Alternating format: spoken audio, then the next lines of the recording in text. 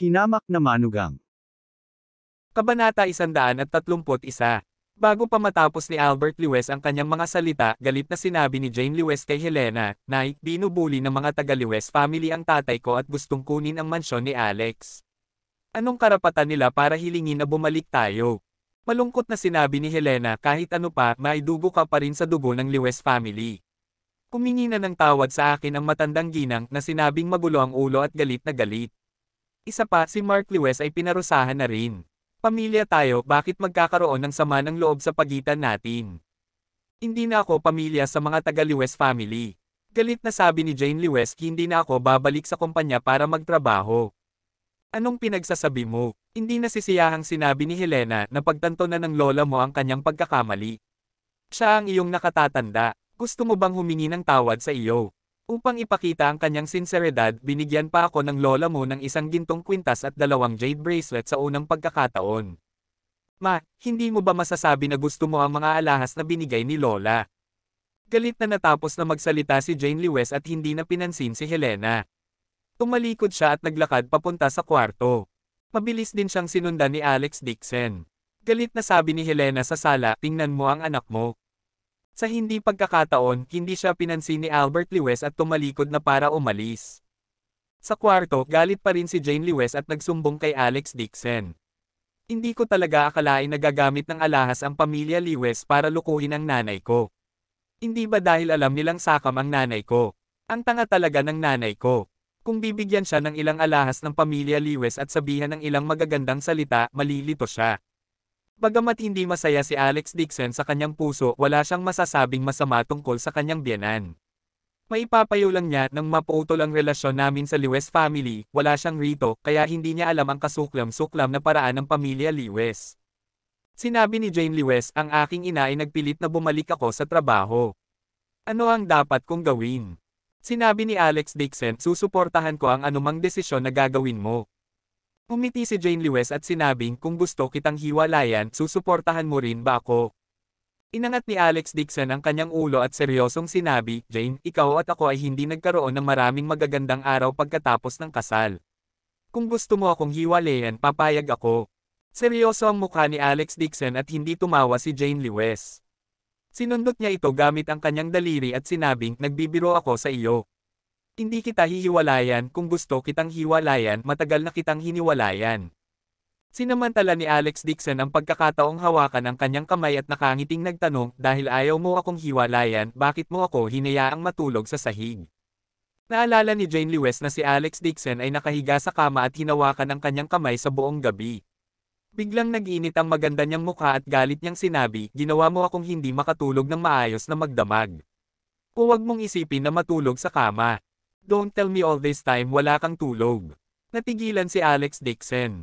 Inawakan niya ang maliit na kamay ni Jane Lewis at inisip na nakatulog na ito. Hindi niya inaasahan na hindi siya nakatulog. Natigilan si Jane Lewis at biglang napagtanto na mali pala ang sinabi niya. Dali-dali niyang kinuha ang handbag at naglakad papunta sa pinto.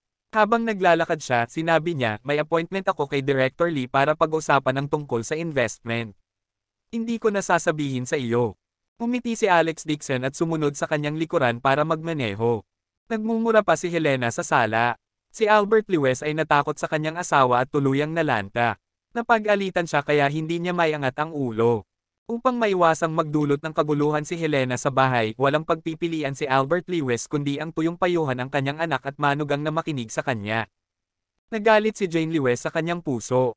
Nagalit siya na si Helena ay sakam sa pera at galit din na mahina si Albert Lewis. Ngunit alang-alang sa ikabubuti ng pamilya at sa lahat ng bagay, sa panlabas lang na pagkasundoan ni Jane Lewis na pansamantalang bumalik sa kumpanya para magtrabaho, ngunit sa kanyang puso, napagdesisyonan na hindi na siya magtatrabaho sa Lewis family tulad ng dati. Araw-araw siyang pumupunta sa kumpanya at mananatili sa bahaging araw bago umalis. Pagkalabas nila ng bahay, pinapunte ni Alex Dixon si Jane Lewis sa tea house sa tabi ng ilog at hinintay siya sa ibaba.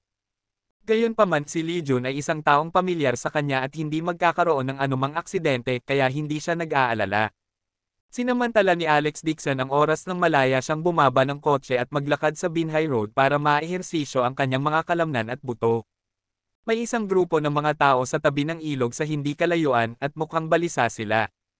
Lumapit si Alex Dixon at nakita niyang may nakahandusay na bata na 3 o 4 na taong gulang. Basang-basa ang buong katawan niya. Mapatla ang mukha ng bata ngunit bilog ang tiyan. Mariing nakapikit ang mga mata niya parang huminto sa paghinga. Sa tabi ng bata, isang medyo may edad na babae ang nakaupo sa lupa umiiyak ng malakas. Nag-uusap ang mga tao sa paligid nila. Nakakaawa siya, ang kaisa-isang anak niya ay nalunod ng ganoon. Na-car accident ang asawa ng babaeng ito last year. This year, nalunod na naman ang anak niya. Mahirap talaga ang buhay niya. Nang ang kanyang anak na lalaki ay sumalok mula sa ilog, siya ay patay na. Mula sa mga talakayan ng mga nakapaligid na tao, masasabi ni Alex Dixon na ito ay isang aksidenteng pagkalunod. Nilalaro ng babaeng ito ang kanyang anak sa tabi ng ilog, ngunit aksidenteng nahulog ang bata sa ilog. Agad namang tumalon sa tubig ang 2 binatilyong marunong lumangoy para iligtas ang bata, ngunit dahil sa sobrang tagal ng pagkalunod ng bata, hindi na gumalaw ang bata nang sumandok sa ilog. Sunod-sunod na tumulong ang mga tao sa paligid. May tumawag ng ambulansya, ngunit napakalayo ng ospital. May mga tao din na pumunta sa malapit na klinik para maghanap ng mga tao. Hindi pa sila nakakabalik. Lumapit si Alex Dixon sa karamihan at sinabi sa malalim na boses, "Let me try." Umangat ang ulo ng babaeng nasa katanghaliang gulang na umiiyak at tumingin sa kanya. Nakita ng mga tao sa paligid na hindi siya mukhang doktor at sinabing, "Huwag munang gagalawin," sabi ng medyo may edad na. May pumunta na sa malapit na klinik para maghanap ng doktor. "Doktor ka ba? Huwag mong subukang magpakitang gilas." Ngayon lang kahit ang 2 miyembro ng winter swimming team ay hindi nagawang iligtas ang bata. Kaya mo ba? Napatingin si Alex Dixon sa bata. Ang kanyang paghinga ay napakahina at ang oras ay mahalaga. Wala siyang pakialam sa mga tao sa paligid niya. Lumuhad siya sa isang tuhod at pinagdikit ang hintuturo at gitnang daliri sa kanang kamay. Mabilis niyang pinindot ang 5 pangunahing acupuncture point sa katawan ng bata para protektahan ang puso nito. Kagad pagkatapos idiniin ni Alex Dixon ang 2 palad sa dibdib ng bata. Ang enerhiya sa kanyang katawan ay dumaloy mula sa kanyang mga palad at ang kanyang mga palad ay naging mainit na kumukulo. Isang bakas ng kanyang enerhiya ang pumasok sa katawan ng bata at ang orihinal na maputlang mukha ay unti-unting naging kulay rosas. Nagbigay ng kaunting lakas si Alex Dixon at biglang tumagilid ang ulo ng bata at umagos ang tubig mula sa sulok ng kanyang bibig. Agad naman siyang pinuri ng mga taong naghihinala sa kanya kanina. May talino talaga ang binatang ito. Nabuhay muli ang bata. Ilang beses niyang tinapik ang dibdib ng bata at iniligtas ang bata. Nakakamangha talaga. Inabot ni Alex Dixon at diniinan ang tiyan ng bata. Nagluwa ng malaking laway ang bata at biglang umiyak. Nagulat at natuwa ang babaeng nasa may edad na sa tabi niya. Umiyak siya at tinapik ang anak. "Aking anak na lalaki." Hindi alam ng batang nailigtas ang nangyari. Niyakap niya ang kanyang ina at umiyak ng malakas. Ang mga tao sa paligid ay nagsimulang kumulo sa pananabik. Siya ay dakilang makajos na doktor. Maaari niya talagang iligtas ang isang taong nawala ng hininga. Ang galing niya talaga. Mabuti na lang at nakilala nila ang makajos na doktor ngayon. Kung hindi, nawala ng buhay ang batang ito. Tinawakan ng middle-aged na babae ang kanyang anak at yumuko kay Alex Dixon habang umiiyak. Patuloy siyang nagpasalamat sa kanya. May mga nagtanong pa sa pangalan ni Alex Dixon. Umiti lang si Alex Dixon at nag-wave ng kamay. "Wala lang. Hindi mo na kailangang isama ang mga bata sa paglalaro sa tabi ng ilog. Masyadong delikado." Pagkasabi niya nun, sumiksik siya sa crowd at nagmamadaling umalis. Nang umalis si Alex Dixon, 2 tao sa gilid ng karamihan ang nagtaas ng ulo at tumitig sa kanyang likuran. Naramdaman ni Alex Dixon na may nakita sa kanya kaya napatingin siya sa labas. Bahagya siyang kumunot ang noo saka tumalikod at umalis. Kabanata 132. Matanda at bata ang 2 ito, mukhang magkapares na lolo at apo. Gayunpaman ang kanilang kasuotan ay malinaw na naiiba sa iba. Mahigit 60 taong gulang na ang matanda. Nakasuot siya ng mahabang berdeng kawayan na damit at makalumang black frame na salamin. Siya ay may mahabang puting balbas at kumikinang ang kanyang mga mata. Ang babaeng nakatayo sa tabi niya ay mga 18 o 19 na taong gulang. Nakasuot siya ng maluwag na damit at may maikling bangs na abot tenga. Siya ay may matingkad na mata at mapuputing ngipin at naglabas siya ng malamig at klasikong aura. Gayunpaman dahil sa hitsura ng dalagang ito, mas nabigyang pansin ni Alex Dixon ito dahil sa Jinling City, hindi pa siya nakakita ng babae na ang kagandahan ay kapantay ng number 1 beauty na si Jane Lewis. Kumpara kay Jane Lewis, mas matalas ang mga mata ng dalaga at bakas sa mga mata nito ang pagmamataas na nahihirapang makalapit sa kanya. Akmang aalis na si Alex Dixon, nakita niya sa gilid ng kanyang mata ang dalaga na nakatingin sa kanya. May sinabi siya sa matanda na hindi kumbinsido ang mukha. Napatingin din sa kanya ang matanda na nakasimangot at may pagdududa sa mukha. Si Alex Dixon ay nagmamadaling bumalik at sunduin ang kanyang asawa. Wala na siyang panahon para pakialaman ang gusto nilang gawin kaya umalis na siya. Pagbalik niya, natapos na ni Jane Lewis ang pakikipag-usap at naghihintay sa kanya sa kotse. Nang makita niya siya, malungkot siyang nagtanong saan ka nagpunta. Halos ilang oras na akong naghihintay sa iyo. Pumunta ako sa tabing ilog para mamasyal. Kinuha niya ang susi at binuksan ang pinto ng sasakyan. Kamusta ang usapan niyo? Sumimangot si Jane Lewis at umupo sa passenger seat. Sabi niya, hindi ako pumayag. Nagulat si Alex Dixon. Mukha siyang natulala. Hindi kaya may nangyaring mali sa daan sa pagkakataong ito. Hindi dapat ganoon. Si Sung Yulo ay nagbigay ng wastong mga tagubilin sa direktor na tuparin ang mga kahilingan ni Jane Lewis at bigyan siya ng pinakamaraming katulad hanggat maaari. Bakit may nangyari na naman? Sabi ni Jane Lewis, nag-invest si Director Lee ng 10 million pero humiling lang ng 1% ng shares. Katumbas ito ng pagbibigay sa akin ng pera. Paano ito posible? Nagkusa rin si Direk Lee na sabihin na hindi siya makikialam sa anumang panahon sa mga paggamit ng kumpanya, everything is going according to my plan. This condition is too good. I think his objective might not be so simple. That's why I rejected him. Hindi rin nakaimik si Alex Dixon. Upang mapasaya siya, si Sung Yulo ay nagtakda ng mga kondisyon sa pamumuhunan ng maayos. Dahil sa bagay na ito, naghinala si Jane Lewis. Sabi ni Jane Lewis, kanina ko lang ulit naisip.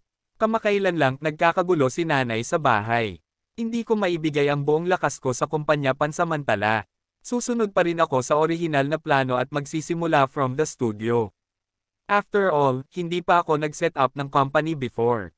Kung matagumpay na mapatakbo ang studio, magtatayo ako ng ibang kumpanya. Walang problema, sabi ni Alex Dixon. Kung ang kumpanya man o ang studio, hindi ito problema para sa kanya. Ang problema ay kung masaya ba ang kanyang asawa o hindi. Hindi siya nagkulang sa pera.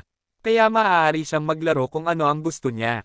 Matapos tanggihan ang 10 milyong puhunan, naramdaman din ni Jane Lewis na ito ay isang awa at sinabi, sa tingin mo ba ako ay tanga? Hindi ko tinanggap ang ganoong magandang kondisyon. Umiti si Alex Dixon at umiling. How could it be? Kung masaya ka, masaya ako. Umiti din si Jane Lewis. Ang kanyang mga mata ay kumikislap ng bakas ng pagkaantig. Bagamat walang natamo ang kanyang asawa kahit anong desisyon ang gawin niya, matatag siyang susuportahan nito. Naalala ni Jane Lewis na wala siyang magawa at naghanap ng gulo kagabi. Dahil sa maling pagtingin ni Meng Nooran kay Alex Dixon, nagtatampo siya sa bahay. Bukod dito, itinapon niya ang kumot ni Alex Dixon sa washing machine at binalak na hayaan siyang matulog sa sahig. Sa pagkakataong ito, nakaramdam siya ng panghihinayang sa kanyang puso. Nagplano siyang bumalik at gumawa ng mas malambot at mas makapal na para kay Alex Dixon bilang kabayaran. Si Alex Dixon ang nagmamaneho ng kotse, ngunit ang kanyang isip ay nag-iisip kung paano makukuha ang karapatan na matulog sa kama. Ang pakiramdam ng pagtulog sa sahig araw-araw ay hindi maganda. Kahapon natulog siya malapit kay Jane Lewis buong gabi. Matapos matikman ang tamis ay ayaw na niyang umalis. Nang hawakan pa niya ang maliit na kamay ng asawa ay komportable siyang nakatulog. Magsasalita pa sana si Alex Dixon, biglang tumunog ang phone niya. Nang makitang tumatawag si Wang Zhenggang, agad na pinindot ni Alex Dixon ang speaker button at nagtanong, ano iyon? Master Dixon, busy ka ba ngayon? Ang boses ni Wang Zhenggang ay parang apurahan. Kumunot ang noo ni Alex Dixon. Kung may sasabihin ka, sabihin mo lang. Pwede ka bang pumunta sa Wang family? Lumala ang kalagayan ni Uncle Lee kagabi. Malapit na yata siyang mamatay. Bakit hindi mo sinabi kanina? Bumaba ang boses ni Alex Dixon at hindi niya maiwasang magalit. Ang mabagsik niyang tono ay nagpagulat kay Jane Lewis na nasa tabi niya. Ang lalaking iyon ay ang Panginoon ng Wang family. Pinagalitan siya ni Alex Dixon sa ganoong tono na para bang tinuturuan niya ang kanyang mga nasasakupan, ngunit ang nakakapagtaka pa ay hindi man lang nagalit si Wang Zhengang. Gayunpaman, naisip ni Jane Lewes na maaaring dahil ito kay Uncle Lee. Dahil sa pagkabalisa, hindi nakipagtalo si Wang Zhengang kay Alex Dixon. Master Dixon, inimbitahan na ng Wang family ang pinakamahusay na doktor, ngunit si Uncle Lee ay may lumang pinsala. Ang kanyang pinsala ay biglang lumala. Iniling ko sa aking anak na magdala ng malaking halaga para maimbitahan ang pinakamahusay na doktor. Pupunta ako dyan. Pinutol siya ni Alex Dixon at ibinaba ang telepono. Pinaikot niya ang sasakyan at sinabi kay Jane Lewes, iuuwi muna kita, pagkatapos ay pupunta ako sa Wang family para makita si Uncle Lee. Sasamahan kita. Hindi na kailangan. Umiling si Alex Dixon. Tumawag lang si Dad at nagtanong kung kailan tayo babalik. Nanggugulo na naman daw si Nanay sa bahay. Umuwi ka na muna at tingnan mo. Kung hindi, papagalitan ni Nanay si Tatay hanggang sa hindi na niya maiangat ang ulo niya. Kung nagdulot ng gulo si Helena, walang kapayapaan sa tahanan. Kinitid ni Alex Dixon si Jane Lewes sa pintuan ng bahay at agad na nagmaneho papunta sa pamilya Wang. Sa totoo lang, medyo naiinis siya. Kung ipinaalam sa kanya ni Wang Zhengang ang oras kagabi at sumugod siya, sana ay napigilan niya ang mga pinsala ni Uncle Lee. Nag-aral siya ng medisina sa 9 Profound Heaven Scripture. Maraming medical na record ang nawala. Nang mailigtas ni Alex Dixon ang batang nahulog sa tubig, ginamit niya ang life-returning massage. Ito ay isang pamamaraan ng first aid. Maaari nitong buhayin ang mga tao kung sila ay nalulunod, nasasakal, o namamatay ng walang anumang halatang pinsala. Sa pamamagitan ng masahe ng mga acupuncture ng pasyente at sa tulong ng mga puntos na enerhiya, maaari niyang buhayin ang pasyente. Ang pamamaraan na ito ay nawala sa modernong panahon at ito ay sikat na ngayon sa kanluraning medisina. Hindi alam ng maraming tao ang tungkol dito. Dumating si Alex Dixon sa Wang family at pagkababa niya ng sasakyan, dumiretso siya sa mansyon. Nagdala si Wang Yifeng ng ilang tao at naghintay sa labas ng pinto. Nang makita siya, binati nila siya ng may paggalang. Master Dixon, tawag ni Wang Yifeng na may awkward na ekspresyon. Ang walang kwentang tao mula sa araw na iyon ay hindi namamalayang nakamit ang gayong tagumpay. Hindi siya isang taong maihahambing niya. Nasaan si Uncle Lee? Utol ni Alex Dixon. Nasa likod bahay siya. Sumunod ka sa akin. Nagmamadaling pinangunahan ni Wang Yifeng si Alex Dixon sa likod bahay. Ang lumang mansyon ng pamilya Wang ay pinalamutian ng istilong vintage. May mga maliliit na tulay at umaagos na tubig sa hardin. Napakarangya ng lugar na ito. Sinundan ni Alex Dixon si Wang Yifeng sa isang silid sa likod ng mansyon. Ilang tao na ang nakatayo sa kwarto. Nakita siya ni Wang Zhengang na lumapit at magalang na tumango sa kanya. Mabilis siyang lumapit at bumulong, Master Dixon, inimbitahan ko si Shou Changqi na gamutin si Uncle Lee. Napakahusay ng medical skills ni Godly Dr. Shou. Tiyak na gagawin niyang maayos si Uncle Lee. Huwag kang mag-alala. Tumangala si Alex Dixon at natigilan. Ang dalawang taong nakatayo sa tabi niya ay ang lolo at apo na nakita niya lang sa tabi ng ilog. Hindi ko inaasahan na siya pala si Shou Changqi. Kabanata 133. Si Uncle Lee ay nakahiga sa kama na may haggard na ekspresyon. Ang kanyang mukha ay kasing putla ng isang papel at ang kanyang mga kilay ay mahigpit na nakakunot na tila siya ay nagtitiis ng matinding sakit. Gayunpaman, hindi siya personal na tinatrato ni Shou Changqi. Sa halip, tumayo siya sa tabi ng kama at ginabayan ang dalaga. May isang set ng silver needles na nakalagay sa bedside table. Hawak ng babae ang mga silver needles at itinuturok sa katawan ni Uncle Lee. Napakahusay ng kanyang acupuncture technique. Mas mabuti pa ito kaysa sa matandang TCM na doktor na 30 taon nang nagpractice ng medisina. Hindi nakapagtataka na bagamat bata pa siya, ang mga tao ng Wang family ay maaaring hayaan siyang tretuhin ng walang pag-aalala. Kinaumagahan, hindi malinaw ang nakikita ni Alex Dixon, ngunit ngayon ay tumingin siya sa malapitan. Pambihira nga ang itsura ng dalagang ito. Hindi lamang siya maganda at gumagalaw, ngunit mayroon ding isang heroic spirit sa pagitan ng kanyang mga kilay. Hindi alintana kung ito ay ang kanyang hitsura o ugali, siya ay masasabing pinakamahusay sa pinakamahusay. Gayunpaman, ang tinitingnan ni Alex Dixon ay hindi ang kagandahan ng babaeng ito, kundi ang kanyang panloob na katawan. Masasabi niya talaga na kapag ipinasok ng babaeng ito ang karayom, magagamit din niya ang kanyang tunay na chi. Nagulat si Alex Dixon. Hindi niya akalain na sina Shou Changqi at Shou Changqi ay maaari ding ituring na mga cultivator. Ang 5 meridian na ipinamana mula sa pamilya ni Dao at ang kapalaran ng Mountain Physician ay maaaring ituring na mga cultivator. Alam ng mga tao sa pamilya ang mga banal na kasanayan.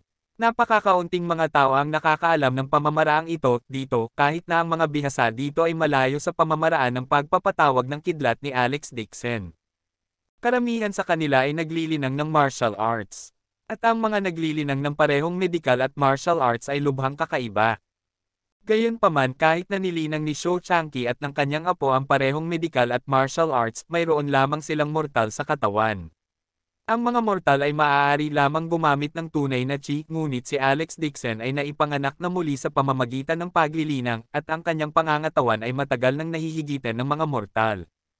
Bagamat ang true chi ng isang ordinaryong tao ay hindi gaanong naiiba sa spirit chi sa katawan ni Alex Dixon, ito talaga ang pagkakaiba sa pagitan ng ulap at putik. Sila ay ganap na isang antas ang layo sa isa't isa. Sa mga karaniwang termino, ito ang pagkakaiba sa pagitan ng karbon at diamante.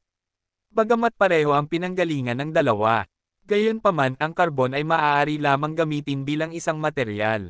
Limitado ang enerhiya nito at mababa ang presyo nito. Ang brilyante sa kabilang banda ay ang esensya ng pagpipino. Sumipsip ito ng malaking halaga ng enerhiya at hindi maihahambing na mahirap.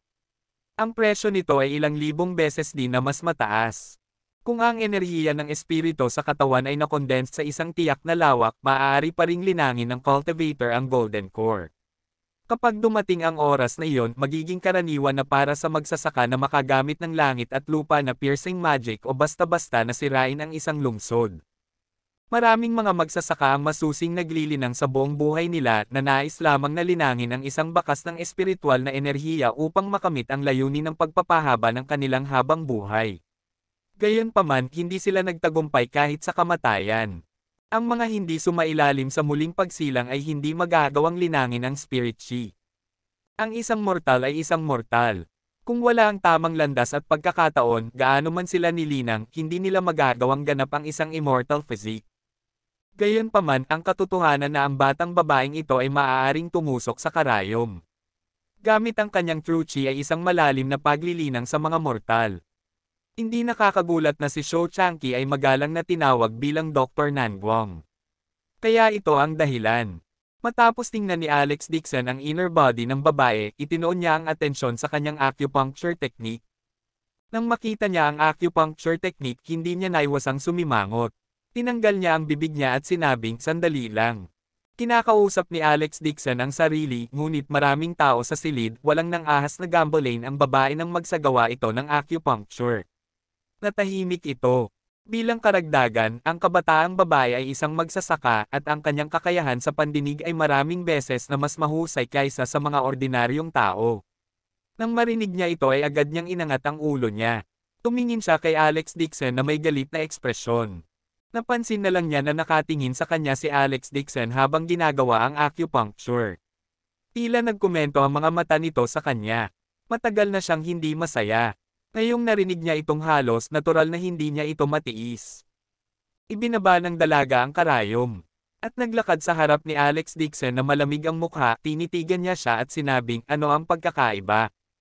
Hindi inaasahan ni Alex Dixon na napakahusay ng kanyang pandinig. Hindi na niya ito maitago. Nagpasya siyang maglaro ng pipi. "Wala iyon. I heard you. Sabi mo masama ang acupuncture skills ko. Naiintindihan mo ba?" Agad na nagalit ang dalaga at baka sa mukha niya ang sama ng loob. "Hindi mo nga naiintindihan nagko-comment ka. Saka anong klaseng pamamaraan ng karayom?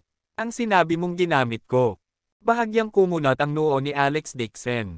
Sa katunayan, ang pamamaraan ng karayom na ito ay ang pinakakaraniwan sa 9 na malalim na langit na kasulatan. Ang epekto ng pamamaraan ng karayom na ito ay limitado. Kaso, hindi man lang siya nag-abala na gamitin ito. Ito ay dahil sa cultivation na napino na ang kanyang kamatayang buto, ang pamamaraan ng karayom na ito ay isang beginner-level technique lamang. Natutunan man ito ni cultivator, ayaw niyang gamitin ito. Para lang itong bata na nag-aaral kung paano kumain. Ang pamamaraan ng karayom na ito ay ang paggamit ng mga kamay sa paghawak at pagkain. Paano magagamit ng isang taong marunong gumamit ng chopsticks ang kanilang mga kamay sa pag-agaw ng bigas? Gayunpaman, bata pa ang babaeng ito kaya hindi naging madali para sa kanya na gamitin ang pamamaraang ito ng karayom. Bilang karagdagan kay Shou Changqi at sa kanya, sila ay iginagalang bilang makajos na doktor sa Nanguang Region. Nasiyahan sila sa mataas na katayuan at espesyal na dumating upang gamutin si Uncle Lee kaya ayaw silang bigyan ng mukha ni Alex Dixon. Magalang niyang sinabi, "It was my fault. I was rude. I really can't see anything." Dahil hindi mo maintindihan kaya huwag kang magkunwaring naiintindihan.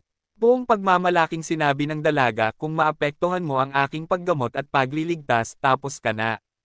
Bago pa siya makatapos, umubo ng malakas si Shou Changqi at pinutol siya. Xiao Jiao, humingi na siya ng tawad. Bumalik ka kaagad at ituloy ang acupuncture. Pinandilatan ng babae si Alex Dixon at sinabing kailangang tumutok ang acupuncture. Xiao Jiao. Bumaba ang tono ni Shou Changqi at sinabi niya sa malalim na boses, huwag kang kusa. Noon lang sinabi ng babae kay Shou Changqi, Lolo, hindi na ako makikipagtalo sa kanya, okay. Pagkasabi nito ay muli siyang naglakad papunta sa gilid ng kama at kinuha ang mga pilak na karayom para ipagpatuloy ang paggagamot. Nang silang dalawa ay nagtatalo, ang mga miyembro ng pamilyang Wang na nakatayo sa gilid ay hindi nang ahas na gumawa ng ingay. Nang makitang sumuko si Alex Dixon, ang nag-aalalang puso ni Wang Zhengang sa wakas ay kumalma at tahimik niyang pinunasan ang kanyang pawis. Noong nag-aaway ang dalawang Divine Immortals, ang mga mortal ay natatakot sa pagdurusa. Pinagmasdan ni Alex Dixon ang dalaga na naglalakad pabalik at umiling na may mapait na ngiti. Wala talaga siyang magawa, may dahilan siya ngunit hindi niya ito masabi ng malakas. Nais niyang orihinal na ipaalala sa kanya na ang kanyang acupuncture technique ay masyadong mahina at makakakonsumo ng masyadong maraming totoong qi. Parang nakikialam siya. Maliban sa babaeng ito, masasabi rin ni Alex Dixon na si Shou Changqi ay isa ring cultivator. Higit pa rito, ang kanyang paglilinaw ay higit sa kanyang apo, ngunit siya ay nanatiling tahimik. Naiisip niya na mas makabubuti kung hindi siya makisali. Mga 10 minuto pagkatapos ng acupuncture, ang batang babae ay natatakpan ng pawis na nagpapakita ng mga palatandaan ng pagkapagod. Umubo si Shou Changqi at sinabing, magpahinga ka. Godly doktor, nagsumikap ka, mabilis na sabi ni Wang Zhengang. Sumenyas siya gamit ang kanyang mga mata. Si Wang Yifeng, ang kanyang pamangkin, ay mabilis na kumuha ng isang tasa ng tsaa at hiniling sa kanilang dalawa na magpahinga at uminom ng tsaa. Nagmamadaling ibinaba ng dalaga ang pilak na karayom, kinuha ang tasa ng tsaa, at inubos ito sa isang lagok. Bagamat isang katlo pa lang ng acupuncture ang nakumpleto niya, namula ang mukha ni Uncle Lee, at naging pare-pareho ang kanyang hininga.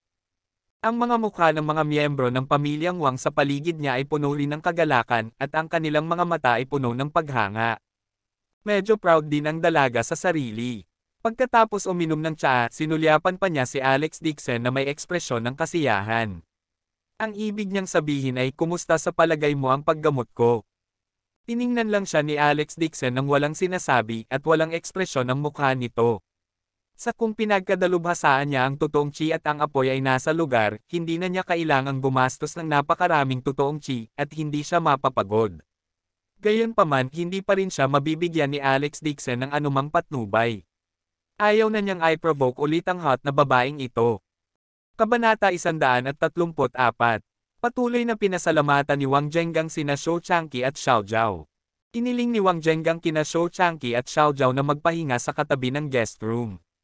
Bumalik si Wang Zhengang at magalang na sinabi kay Alex Dixon, ang makajos na Dr. Shou ay inimbitahan ni Lewis Mingfeng mula sa Haicheng. Ang makajos na Dr. Shou ay partikular na gumamot kay Uncle Lee. Sa totoo lang, ayaw kong bigyan ng pansin ang Lewis family. Gayunpaman, si Uncle Lee ay lumala ang kondisyon at ang mga doktor ay nalilito kung ano ang gagawin.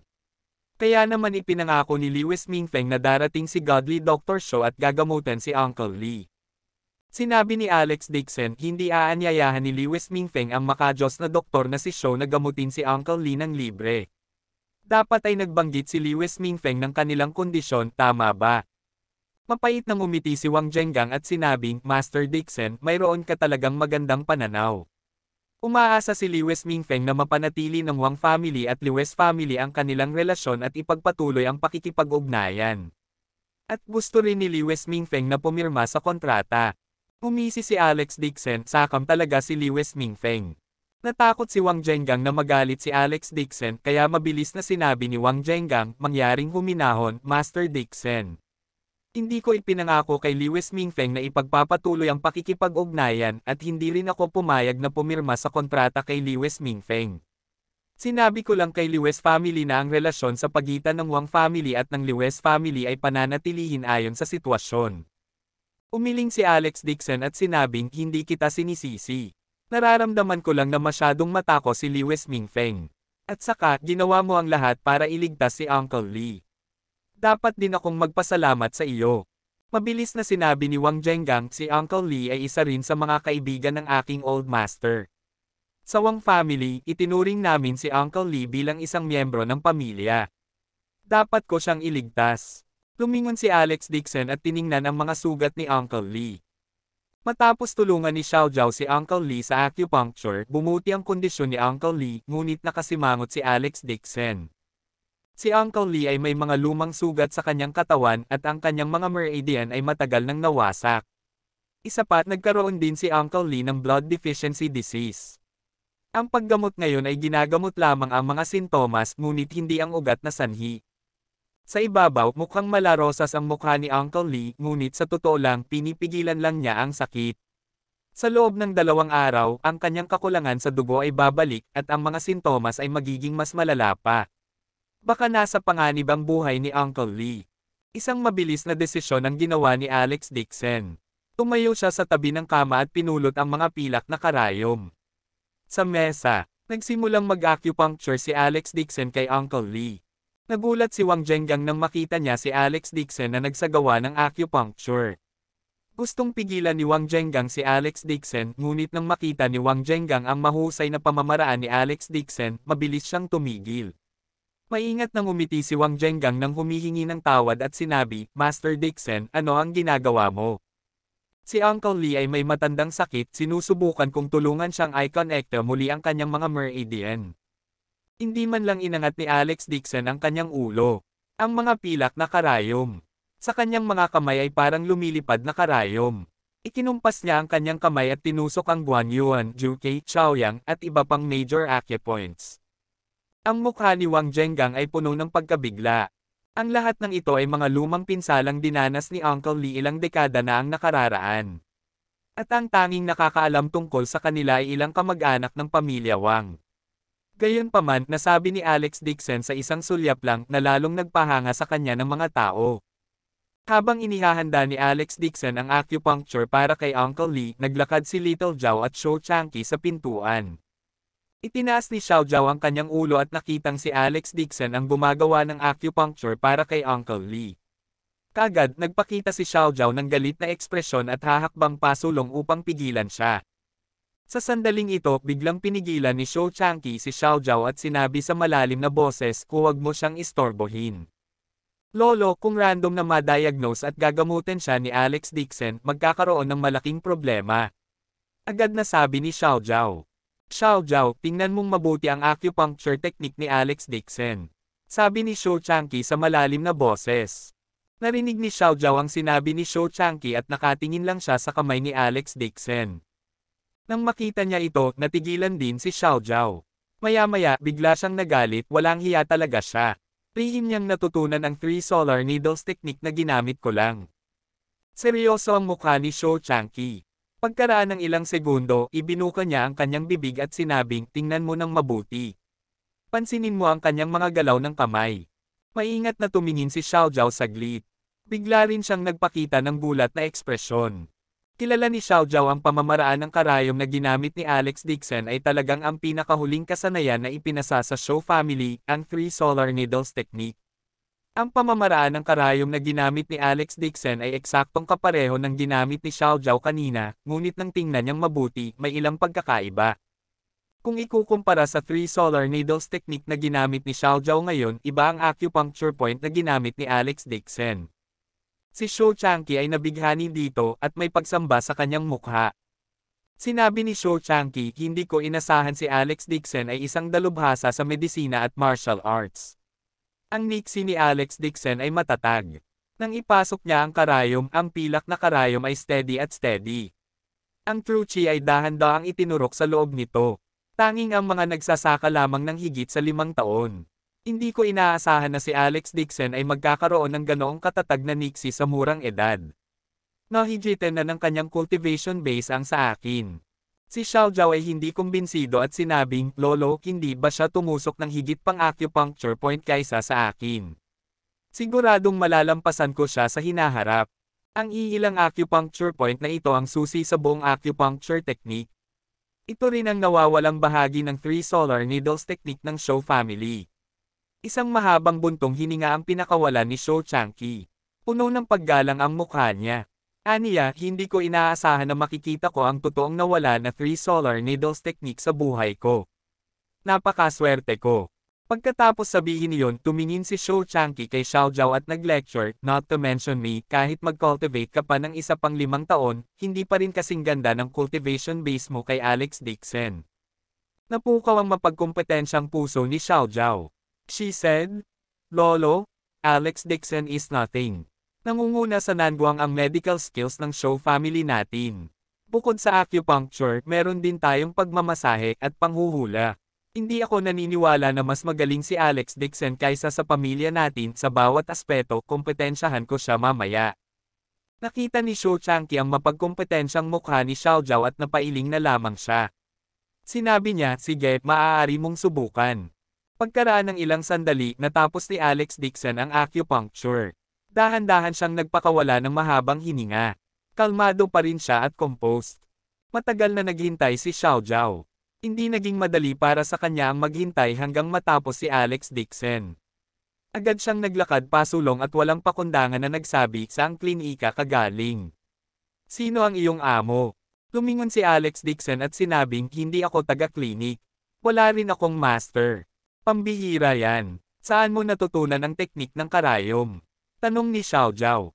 Ngumiti si Alex Dixon at sinabing, this is my private matter. I don't want to tell you.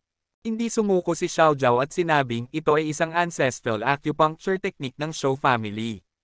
Natural na kailangan kong magtanong ng malinaw para maiwasan ang iba na malaman ito ng palihim. Chen Xiao Zhao, hindi ka dapat maging bastos kay Mr. Dixon. Nagdilim ang mukha ni Shou Changqi at napasigaw siya.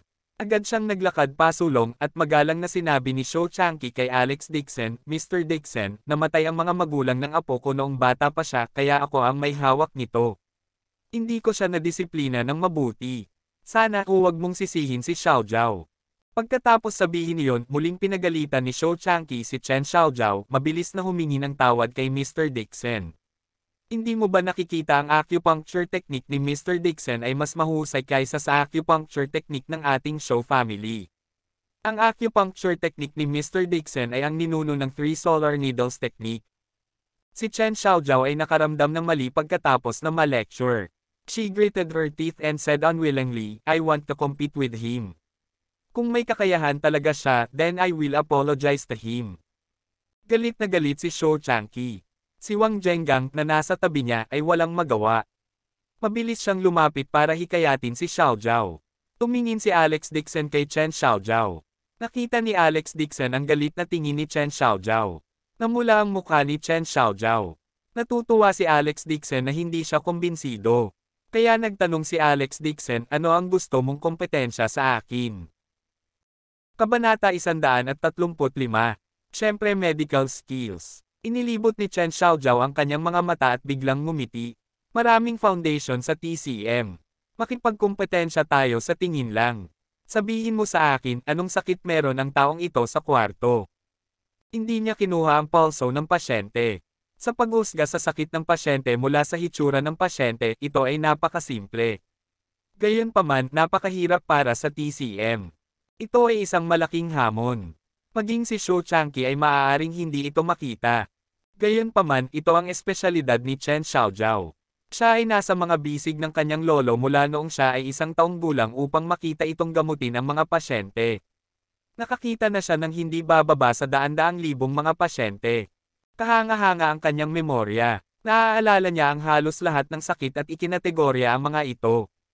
Sa paglipas ng panahon, masasabi niya ang kalagayan ng pasyente sa pamamagitan lamang ng pagtingin sa kanyang mukha. Bukod dito, halos imposible para sa kanya na gumawa ng anumang mga pagkakamali.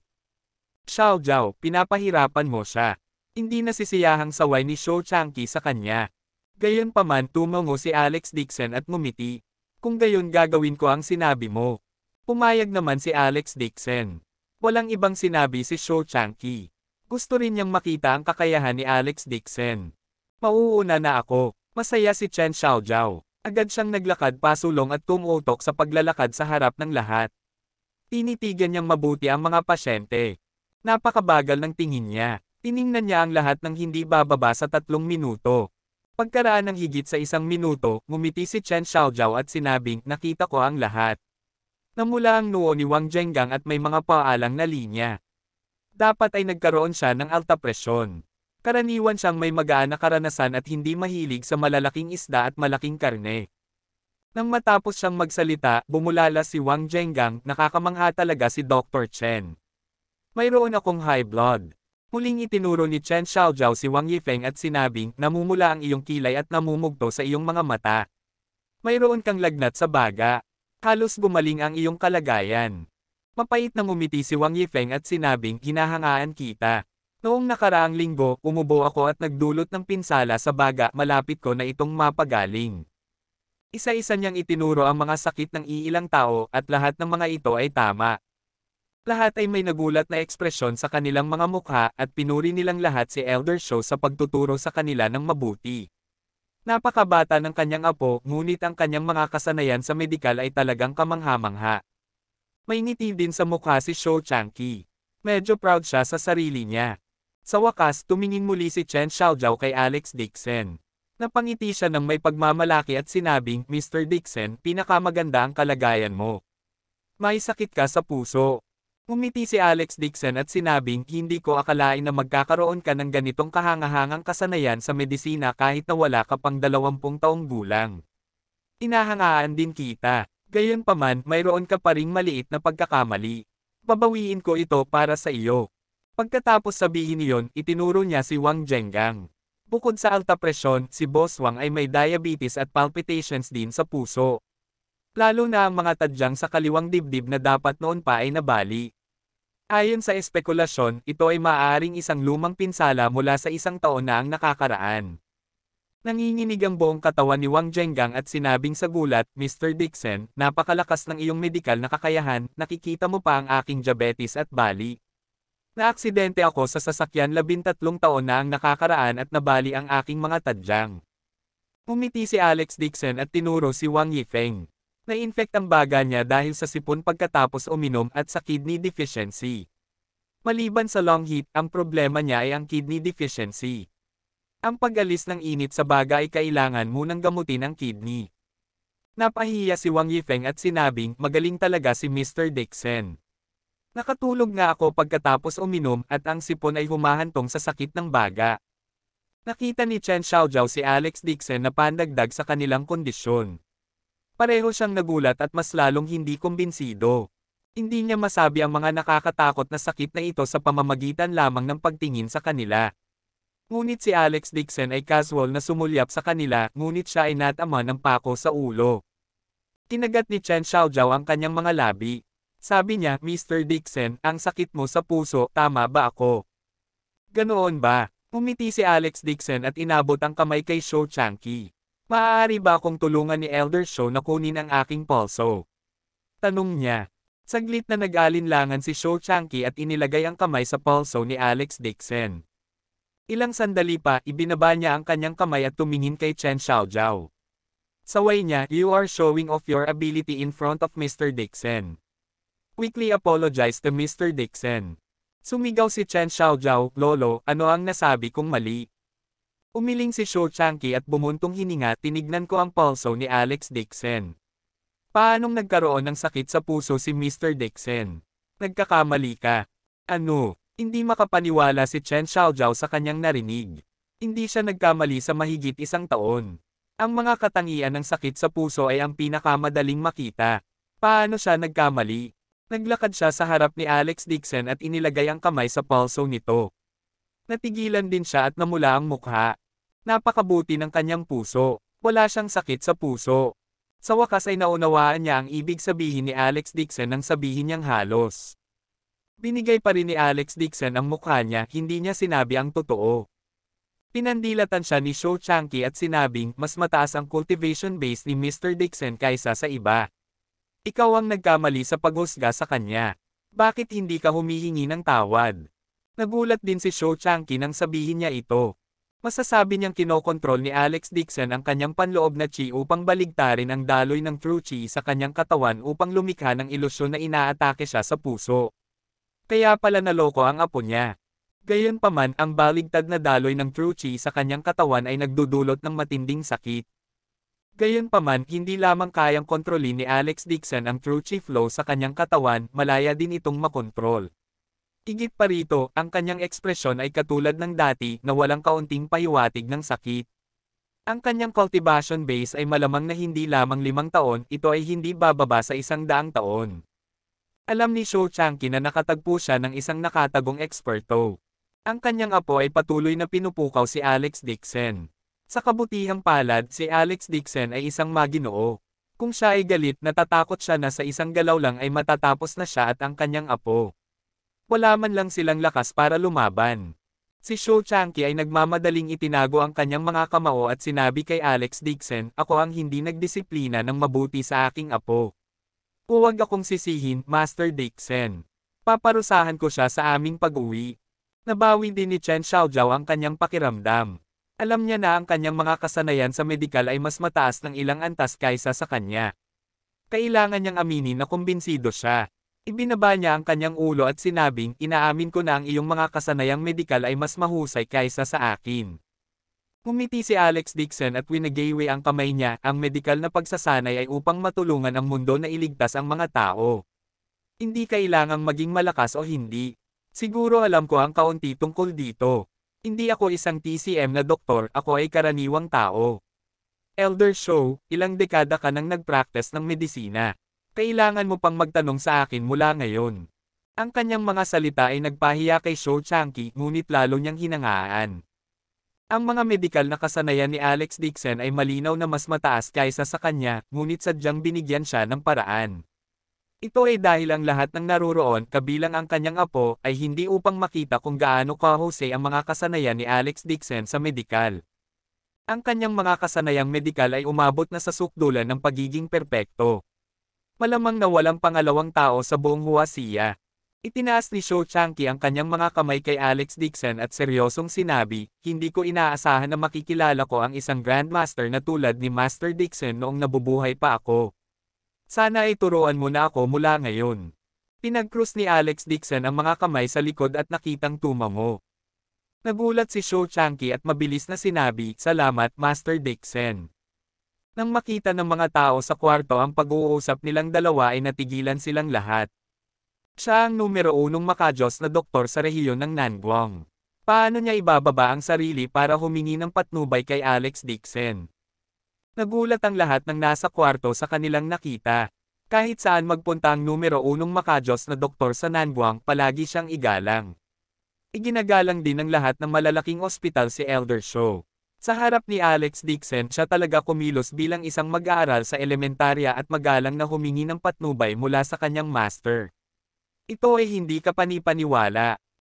Abangan ang susunod na kabanata.